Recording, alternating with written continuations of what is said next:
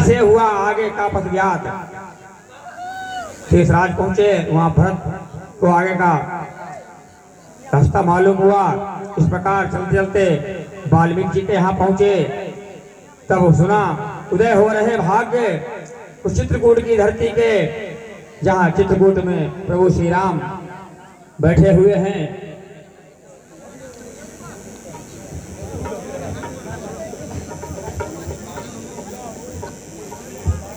उधर लखन सीता सहित रविकुल कौशल चंद चित्रकूट की कुटी में बैठे थे सारंग।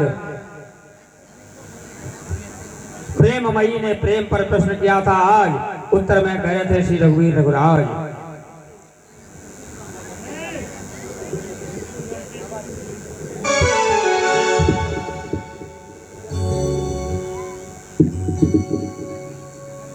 हे प्रिय सीते, तुमने तो बहुत ही सुंदर प्रसंग किया।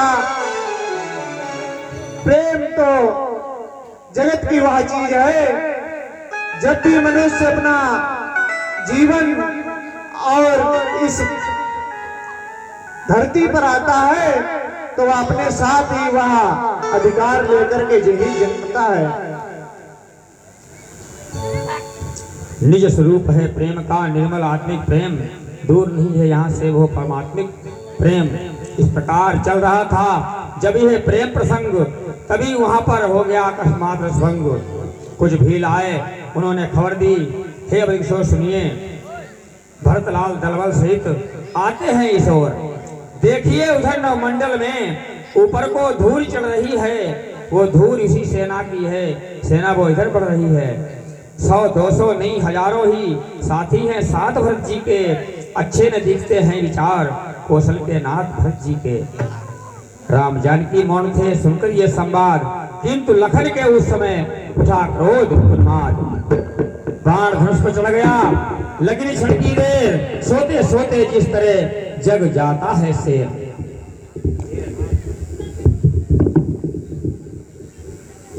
के चरणों को छूकर वो क्षत्रिय वर हुंकार उठा, मनुष्य सदा बसार पृथ्वी में से फुंकार उठा। और हे भाई, और शेर जो आके दो, और भाई को मैं समझाऊंगा, और अन्याय न्याय पर होता है, और ये पैसे होने, और पैसे भी होने चल रहा था, और मछली मार के करतूतों पर, और क्या देखो है राज्य छूटने का, और कोई पूछे और इससे भी वो संतुष्ट नहीं, और इससे भी वो संतुष्ट नहीं, और सेना लेकर लड़ने आता, और बल में आसार समझ घेरने और पकड़ने आता। और हे नाथ रोकते रहे सदा, और प्रयाग रोकना नहीं मुझे, और सौगंध आपको है मेरी, प्रयाग टोकना नहीं मुझे। और यदि पौत्र सुमित्रा का मैं हूं तो उसका गर्व मिटा दूंगा, दुआई पृथ्वी पर परवार में उसे सुला दूंगा। और भाई भाई कैसा भाई, और भाई का जन्म निर्मल था, है आस्तीन का सौभाग जो कभी भुजाओं का बल था, और उसमें कुछ पैर नहीं झगड़ा भैया, और उससे कुछ पैर नहीं झगड़ा, उसके कुछ पूरे विचारों से पिछवाले दांत तोड़ डालो तो खाप नहीं पुरस्कारों से। और इसलिए भैया, और इसलिए हाथ में धनवा है, और धनवा पर बाण चढ़ रहा है। शत्रु समझ जाओ रण में, और लक्ष्मण को क्रोध बढ़ रहा है, और पृथ्वी हो चाहे खंड खंड, और विंध्याचल तिल हो जाए, और तूफान समुद्र से उतर, और चाहे अंबर से टिपक जाए। और शंकर भैया, और शंकर भी आकर मदद करे, और तो शंकर ही की साक्षी है, और रण में उसको संहारूंगा जो रघुराई की हुआ लखन के क्रोध का, जब इस भाज प्रकाश, पृथ्वी कंपित हो गई, डोल गया आकाश। कहा राम ने, रोकता नहीं तुम्हें मैं भ्राता। हे भैया लक्ष्मण, मैं तुम्हें कहिए भैया। युद्ध में जाने के लिए रोकता नहीं, लेकिन फिर भी कुछ बात सुनो। समझ में नहीं आता।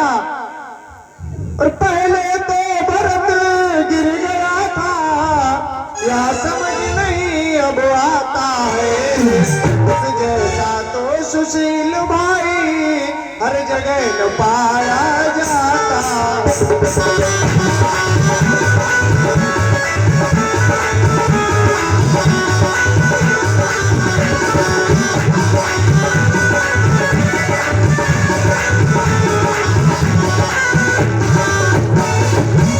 लक्ष्मण, और मेरे दीवाना वो बदल गया, चाहता निभाना मेल नहीं।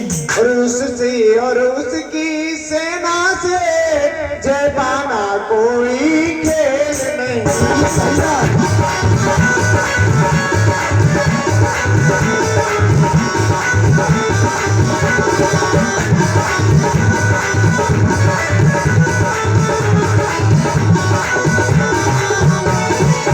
भैया लक्ष्मण, कहिए भैया। तुम युद्ध की बात करते हो, तुम तो एक अकेले धनुधारी हो, और तुम अकेले एक धनुष तुम पर कैसे सन्मुख लड़ सकते हो। इतने दल वाले राजा से सन्मुख कैसे लड़ सकते हो।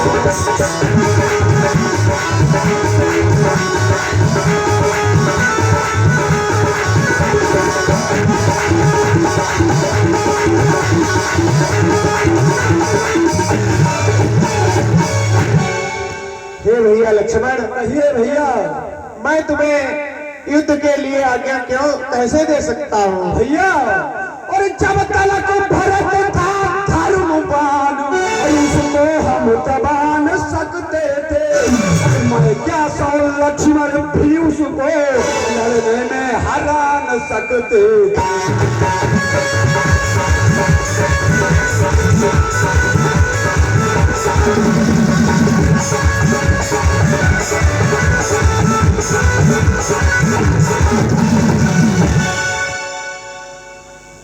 पर आज अधर्मी तो है, और उसका अधर्म का दल भी है, और इसलिए धर्म का एक बार उनका वध कर सकता है।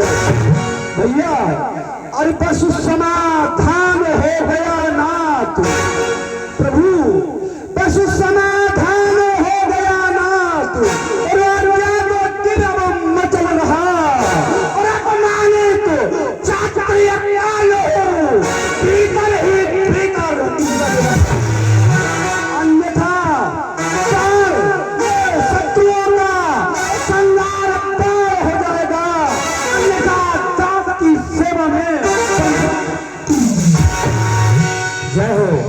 101 मुद्राएं अनुपम वाजपेयी प्रधान जी, 101 मुद्राएं अनुपम वाजपेयी प्रधान जी के द्वारा लक्ष्मण और राम के परस्पर वार्तालाप से प्रश्न करके प्रभु की आरती करते हैं।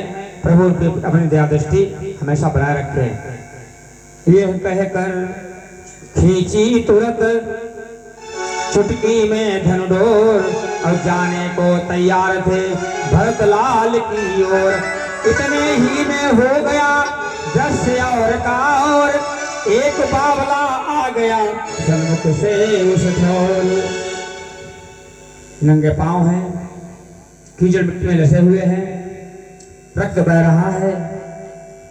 जिस प्रकार आंधी तूफान आता है उसमें सूर्य छिपे होते हैं, इस तरीके से आगे को सीतानाथ बढ़े, आजान भुजाएं बढ़ा तुरंत। वो व्याकुल थी बढ़ने की, धनु कहीं कहीं पर तीर गिरा। महिपर तरकस के साथ साथ वो मुनियों वाला चीर गिरा। बावला चाहता है पहले रघुवर को शीश झुका लूं मैं, रघुवीर चाहते हैं पहले छाती से उसे लगा लूं मैं। आखिर रघुवर की विजय हुई, हाथों पर उठा लिया उसको, वो चरण छुए, उसने पहले छाती से लगा दिया उसको। जब हृदय हृदय का मिलन हुआ तो दूर विरह का ताप हुआ। सब सबने देखा चित्रकूट में ऐसे भरत लाभ हुआ। बोले भरत लाल की जय हो, लखन श्री रामचंद्र की जय हो।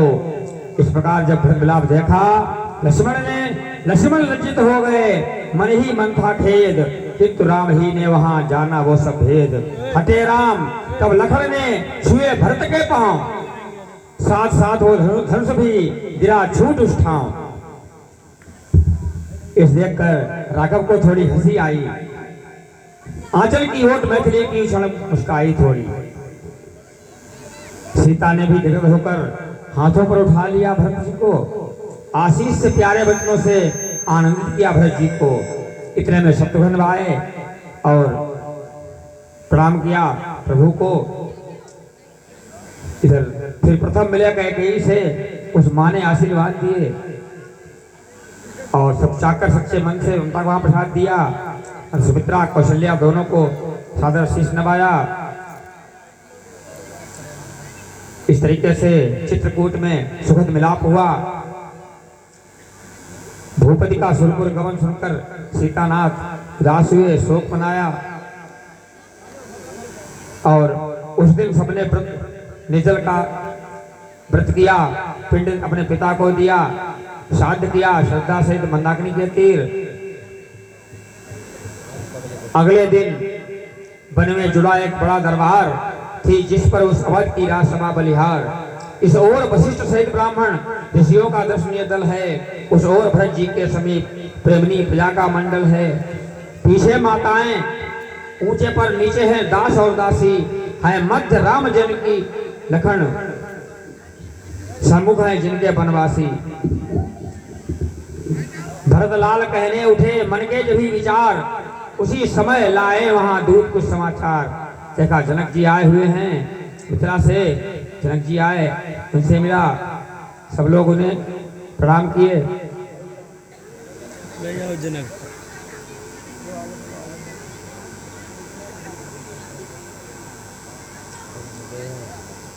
इधर भरत जी ने अपनी बात रखी प्रभु के सामने।